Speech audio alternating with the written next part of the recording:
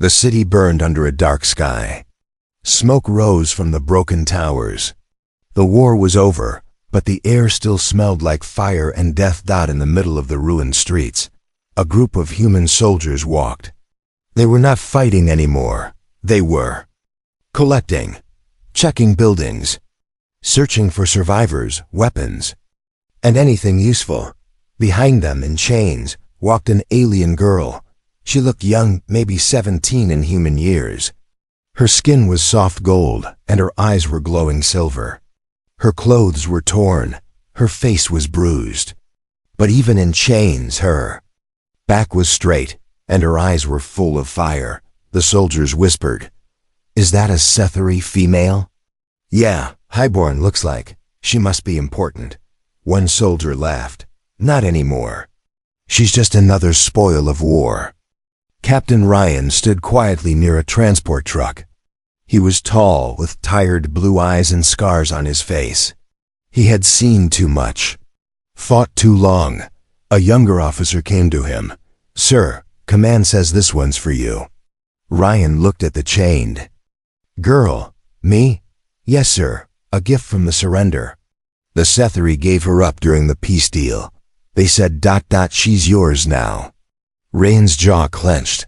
"I don't want a prisoner." "Doesn't matter, sir. She's already marked. She belongs to you." Ryan looked at the girl again. Her name was written on the tag around her neck, Vela. She didn't look afraid.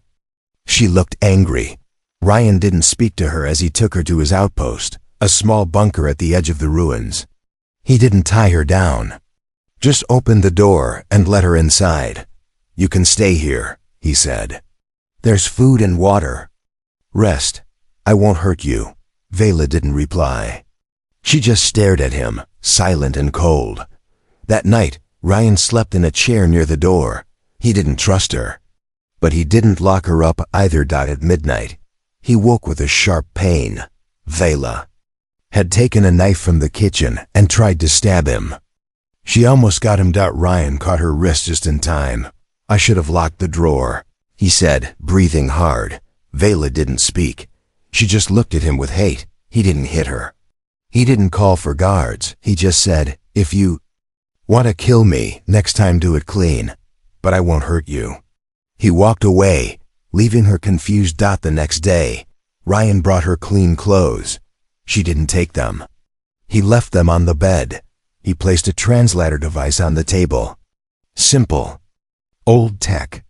It would help her understand English.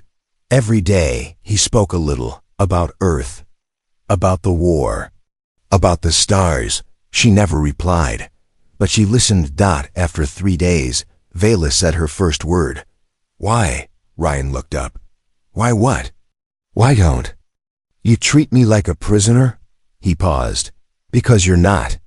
You're just a girl caught in a war." Vela looked away. Her voice was bitter. "Humans killed my people," Ryan nodded, "and Sethari killed mine. But maybe we're both tired of killing." That night, Vela stayed awake. She walked around the small room, quiet as a shadow. She found Ryan's bag. Inside it was a military device. It was still on, still connected. She pressed a button. A voice came through. "The alien girl. She must not live. She knows what happened during the first attack. Eliminate her quietly. The captain won't say no." Vela's eyes widened. Her hands shook. They wanted her dead. And Ryan ... Was he lying? Was he just pretending to be kind? She stepped back. She had to get out. Had to run before it was too late. But then behind her, Ryan spoke. "You shouldn't be listening to that." Vela froze. He had seen her. He didn't move closer. Just stood in the doorway, his face hard to read. "You think I'm like them?" he asked. "You think I'll kill you?" She didn't answer. "I don't follow every order," he said, "especially not ones like that." "Why?" she asked again. Her voice was shaking now. He looked tired, sad. "Because I've already lost one life by obeying orders. I won't lose another." Vela didn't sleep that night. She sat on the bed, thinking, listening. She had been told humans were monsters. Cold, cruel, liars, but this one was strange, honest, maybe even kind. Still, she couldn't trust him yet. Not when her life was still on the line. Asterisk, the sun was rising behind broken towers. The light was soft and golden, but it did not warm Vela's heart. She sat alone on the small bed, holding the translator device in her hand. It blinked quietly, waiting for her to use it. She didn't sleep all night. She kept hearing the voice from the com. Eliminate her quietly. The captain won't say no. But Ryan hadn't heard her. Not yet. Why? Ryan came into the room carrying 2 metal cups. Hot tea, he said. It helps when you haven't slept. Vela didn't take it. Still don't trust me? He asked. She shook her head. I heard the message. I know, he said calm. I left it where you could find it. She looked at him sharply. Why? Because I wanted you to hear it. That confused her. Humans were supposed to hide their lies, not show them. I don't agree with what Command wants, Ryan said. But if you're going to stay alive, you need to know the danger. Vela looked into his eyes. They were tired, but not cruel.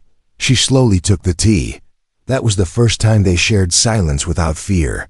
The next day, Ryan brought a small device into the room. It showed simple earth pictures and words. Tree, sky, water, home. Vela sat on the floor and listened as he spoke each word. She didn't speak much, but she watched. Carefully. She was learning faster than he knew. One night, after Ryan left, she turned the device around and began speaking the words herself. Sky, water, fight. The word made her pause. Fight. She remembered screams. Her mother's last breath. Fire raining from human ships. Tears filled her eyes. But she didn't cry. Sethari don't cry in front of enemies. The next morning, Ryan noticed something new. She had rearranged the word tiles on the screen. She had written, Why war start? He stared at the question. It's a long story, he said quietly. And maybe ... the wrong people started it. He sat beside her. My orders were simple. Fight and survive. I never asked why. But now I think I should have. Vela looked at him. He wasn't just a soldier. He was a man carrying guilt. Later that day, 2 soldiers visited the outpost. One of them saw Vela through the window. She's still here? He asked, laughing. You're getting too soft, Ryan. You know Command won't like this. Ryan stood firm. She's not a threat. The other soldier leaned in and whispered, They don't care. She's a loose end. After they left, Vela asked Ryan, Loose end? It means someone they want to erase. He said. Her face went cold. That night, while Ryan slept, Vela looked through his room again. She found a box under his bed. Inside was a photo. It showed a young Sethari child with silver eyes, smiling. Beside Ryan, the girl was small, wearing earth clothes. Standing near a garden, Vela's heart froze. The photo had a name, Laya, and a word she didn't know. Missing. The next morning, Vela asked, Who Laya? Ryan was silent for a long time. She was just a kid, he said softly. Orphaned during the war. I tried to protect her. What happened? She was taken, he said. Command said it was a mistake. I think they didn't want her story to spread. Vela's voice was low. You loved her? He nodded like a sister. Silence hung in the air for a long time. Then Vela spoke slowly. Why you not leave military? Ryan smiled sadly. It's not that easy, but maybe one day. Vela looked at him. For the first time, she didn't see an enemy. She saw a man trying to do the right thing in a world full of wrong. But just as trust began to grow. That night, as the stars lit the broken sky, Ryan received a message. A short command. No voice this time. Just a cold line of text. Prepare the asset for transfer. Destination. Command Base Alpha. He stared at the message. He knew what base alpha meant. People went in. They didn't come out. It began with a sound, not loud, not sharp, just wrong.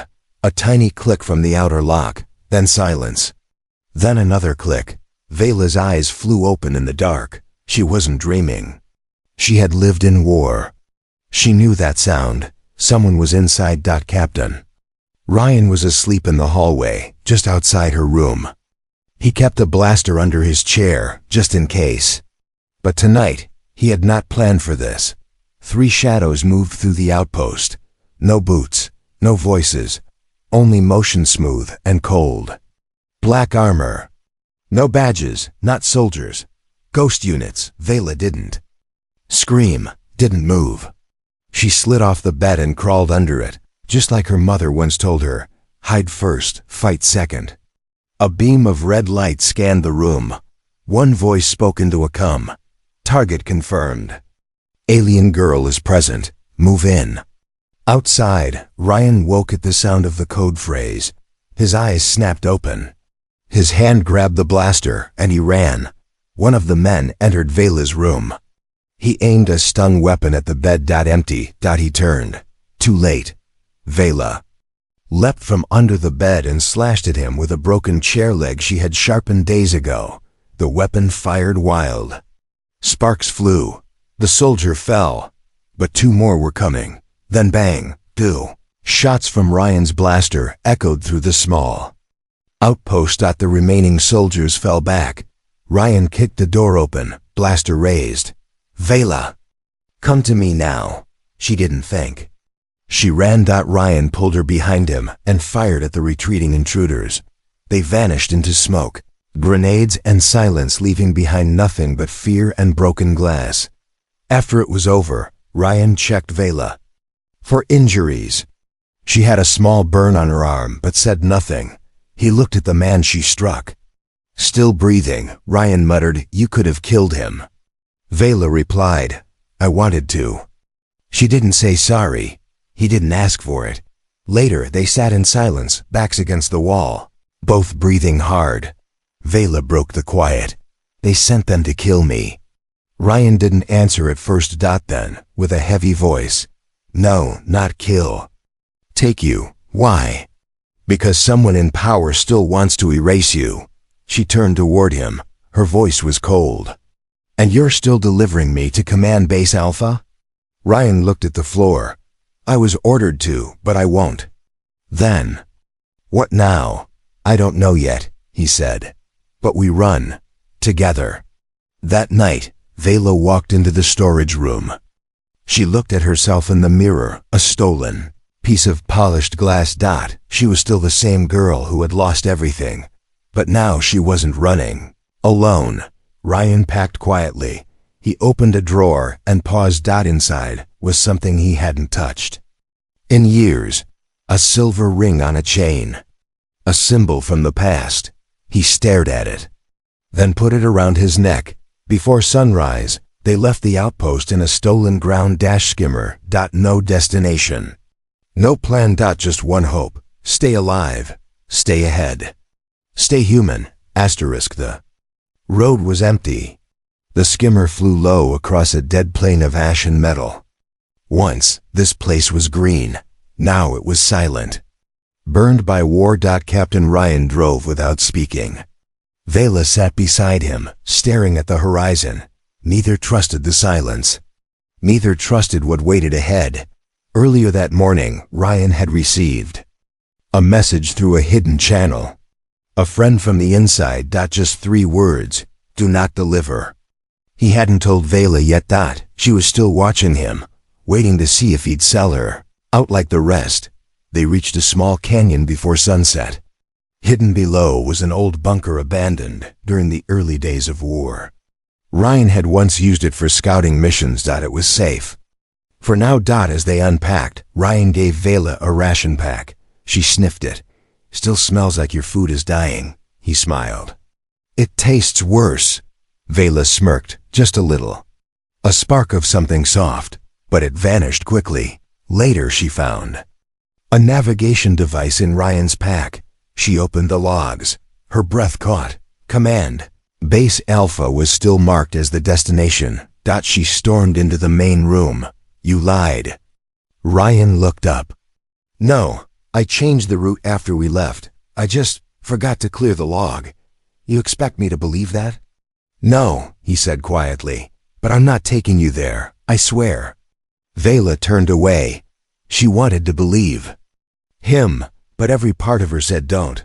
Then she saw something strange in his bag. A box marked with human military code. She opened it. Inside, a folded flag, a letter, and a photo. The same Sethari child from before Laya. The letter had one line. Circled in red. Your unauthorized contact with the alien subject is grounds for dishonorable discharge. Ryan walked in and saw her holding it. She was 9, he said. Saved from a destroyed camp, I kept her hidden for weeks. Taught her Earth words. She called me brother. What happened? They found out, took her. Said it was protocol. I never saw her again. Vela looked at him, and for the first time, the fire in her eyes wasn't hate, it was pain. You lost her because you cared. I won't make the same mistake twice. That night, someone else arrived. A shuttle landed in the distant silent. Unmarked. Ryan saw it through the scope. Only one person stepped out. Lieutenant Cole. Ryan's old teammate. He knocked on the bunker door with a calm smile. Ryan opened it cautiously. What are you doing here, Cole? Cole stepped inside slowly. Came to warn you. They're coming. A kill order's been signed. Ryan stiffened. Why tell me? Because once you saved my life. This is me paying you back. Vela stepped into the room. Cole looked at her. You're different than the stories, he said. Vela didn't respond. Cole turned back to Ryan. You have 1 day. After that, they'll hunt you both. After he left, Ryan sat in silence. Vela asked, You still trust him? No, Ryan said. But I believe the warning. The next morning, before they left the bunker, Vela did something unexpected. She handed Ryan a metal pendant, a piece of her people's culture. It showed a star split in half with a fire between. What's this? He asked. In Sethari, it means a bond made in broken times. We only give it to those we trust in war. Ryan held it carefully. Thank you, he said. Vela looked at him and whispered, Don't make me regret it. But unknown to them, Lieutenant Cole hadn't come alone. As he flew away, he spoke into a private line. They're heading east. You'll have them by tomorrow. The cold bit into her skin like teeth. Snowflakes swirled through the air, silent and sharp. Vela ran. No shoes, no coat, just panic and breath. Each step burned her feet, but she didn't stop. She couldn't. Not after what she heard hours earlier. She had woken to voices. Ryan and someone on the come. She thought he was alone. But the voice on the other end was clear. We'll extract her alive. You bring her to Point Echo. No tricks this time. And Ryan didn't argue. He just said, Understood. Vela didn't wait for dawn. Didn't give him a chance to explain. She slipped out while he slept, taking only a blanket and a small stun knife. She didn't look back. She was done trusting humans, even him. Snow covered her tracks. The forest was frozen, filled with dead trees and broken drones. Some still blinked old war tech. She used a rock to smash one and took its power core. Maybe she could trade it later for food, or shelter, or time. She reached a cave before nightfall. Her legs shook. Her hands bled. She curled up under the blanket and whispered her own name, over and over, so she wouldn't forget who she was. Back at the camp, Ryan woke to silence. The bed was empty, the door wide open. He saw her footprints in the snow. Bare, small, fading fast. Damn it, Vela, he muttered. Why didn't you wake me? Then he saw the cum log still blinking. A message had been auto-sent from the last contact. Ryan played it, and his heart sank. It sounded like he betrayed her, but he hadn't. That voice was faked. Deep fake tech, military grade. He slammed the device. On the ground. Someone was trying to split them, and it worked. Vela woke to noise. Footsteps. Not Ryan's, heavier, sharper. Hunters. She pressed her back to the wall, clutching the stun knife. 3 men entered the cave wearing tracker gear, bounty hunters. One of them grinned. Jackpot. She fought. Quick, fast like her mother taught her. 1 down. 2 left. Then dash bang. A shot. Crappy air. Not from the hunters. From behind them. Ryan. He stepped forward with his blaster raised. Cold. Controlled. You followed her into a snowstorm? One hunter asked. For a damn alien? Ryan didn't answer. He fired again. The hunters fled into the trees, dragging their wounded. Vela stood frozen, breathing hard. Ryan walked toward her. Slow, hands low, voice quiet. I didn't betray you. She didn't move. I swear, Vela. That voice wasn't mine. They want us apart. Still, she said nothing. He dropped his weapon in the snow. Would rather freeze out here with you than be warm and safe back there without you. Finally she spoke. Just 1 word. Why? He stepped closer. His voice cracked. Because I lost someone once. Because I care. Because I think I love you. Vela stared at him. The snow around them kept falling. But something inside her chest burned warm. Not anger. Not fear. Something else. That night, they shared the blanket. Back to back, not touching, but no longer distant. Vela whispered into the darkness. I believed you. I just didn't believe I deserved it. Rand said nothing. He didn't need to. Far away, in a control room, a man watched their location blink. On a screen, he turned to his assistant. It's time. Send the traitor's file to command. Let them come for both. Asterisk. The galaxy didn't know their names. Not yet, but tonight, in the silence between stars, 2 fugitives hid inside a stolen ship, carrying a secret that could end the war or start a new one. Vela sat in the dark cockpit, watching the black sky. Her hands trembled, not from fear, but from hope, a feeling she hadn't allowed in years. Behind her, Ryan worked silently, fixing the ship's old power coils. He hadn't slept in 36 hours, but he didn't care. Not as long as she was safe. Message chip Vela carried, the one she had hidden inside her collar for months, was real. And dangerous. It was a recording from a human general, giving the order to attack the Sethari peace envoy.